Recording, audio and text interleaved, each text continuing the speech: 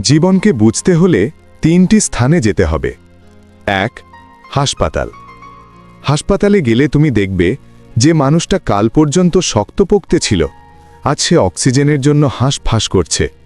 তুমি বুঝবে সুস্থতা কত বড় নিয়ামত, যা আমরা প্রতিদিন অবহেলা করি। একবার ভাবো, যারা হাসপাতালের বেডে কষ্ট পাচ্ছে, তারা কোটি টাকা খরচ করেও শুধু একটুখানি স্বাভাবিক নিঃশ্বাস চায়।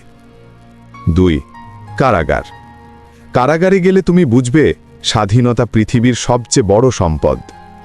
সেখানে মানুষ ইচ্ছে করেও বাইরে যেতে পারে না, প্রিয়জনকে দেখতে পারে না, নিজের ইচ্ছে মতো কিছুই করতে পারে না।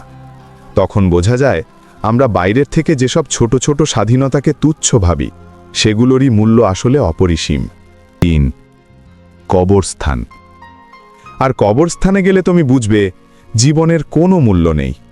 আর যারা হাসছে, কথা বলছে, তারা কাল এখানে নিঃশব্দে শুয়ে থাকবে। আমরা যে মাটিতে হাঁটছি, আগামীকাল সেই মাটিই হবে আমাদের ছাদ।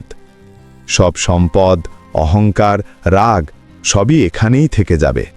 আমরা কিছু নিয়ে আসিনি, কিছুই নিয়ে যাব না। আসুন আমরা বিনয়ী হই এবং সবকিছুর জন্য সর্বদা আল্লাহর প্রতি কৃতজ্ঞ থাকি।